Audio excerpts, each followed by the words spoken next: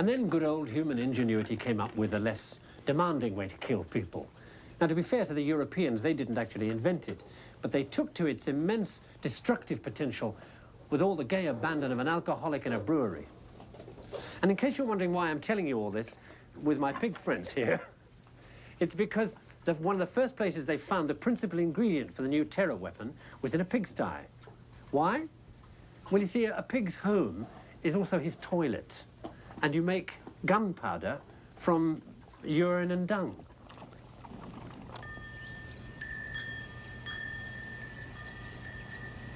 Using that kind of muck to get to this lethal powder involved going through a bit of chemistry first. The urine became ammonia, and the bacteria in the dung turned the ammonia into a nitrate.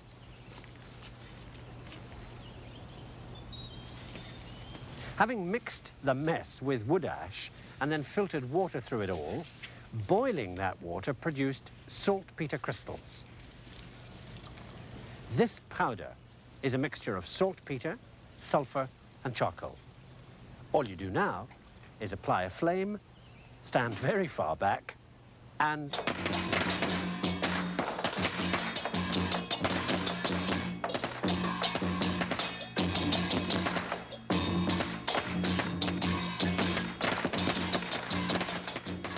gunpowder was a Chinese invention, and they had it maybe 700 years before we in the West got our hands on it.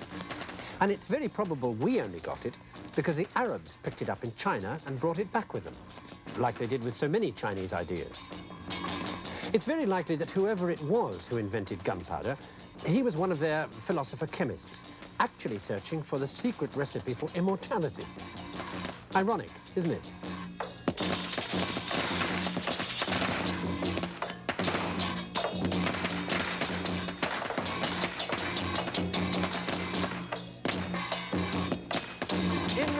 Apart from the odd rocket or grenade, that was how the Chinese used their gunpowder, for fireworks in religious rituals.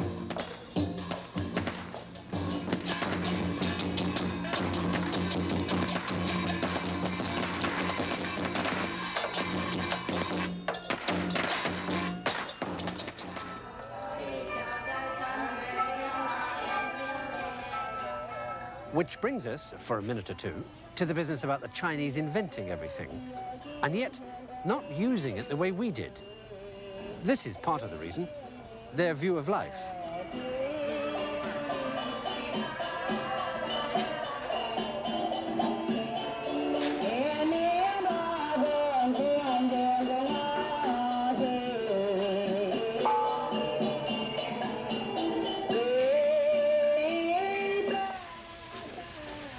The thing that surprises us in the West, because we use everything we can get hold of to cause change to happen, is that the Chinese had so much and changed so little.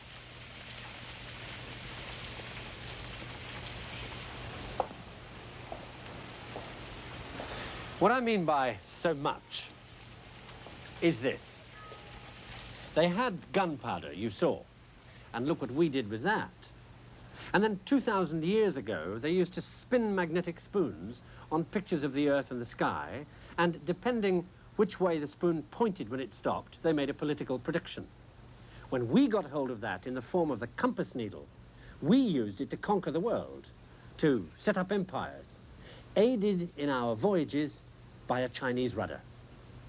Chinese looms, capable of making complex patterns like that, helped to set up the great 13th century European textile industries. 1,000 years before us, the Chinese had blast furnaces, steel, pistons, cranks, and this, paper. Part of the reason why, in spite of all this, change didn't come in China the way it did when all this came to the West was this. Not printing, although they invented that too. No, this word. Tao. Tao. It means the universal way, the fundamental order of nature. The Taoist scholars were a group who looked for some rational order in things, to see how the universe worked. And because of their investigations, gave China what we would call technology.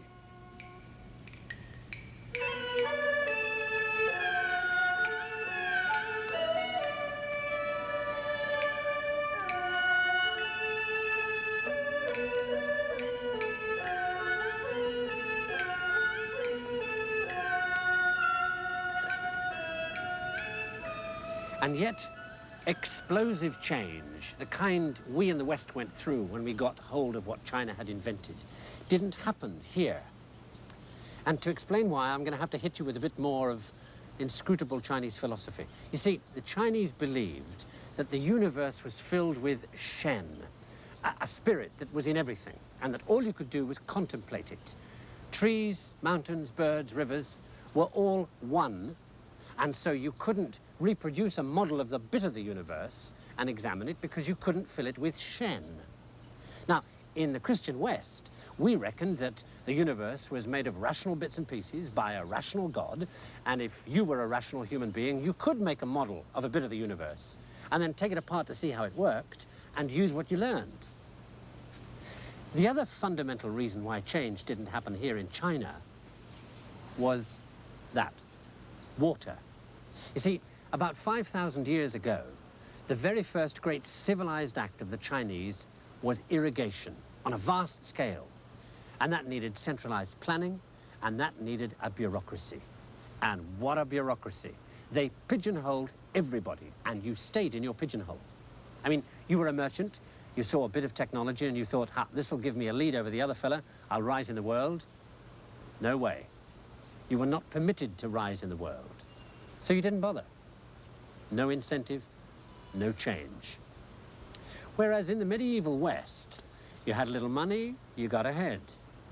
Profit motive, you know? And that is why we were able to do with technology what the Chinese could never have done. Like, for instance, putting gunpowder into one of these. Or to be more accurate, one of those. The fact that bell making was a peaceful religious business didn't stop 13th century Europeans from grabbing the idea. Look how easy it was to adapt. And the bell becomes a bombard, instant artillery. For the princes and generals, happily, it was business as usual once more.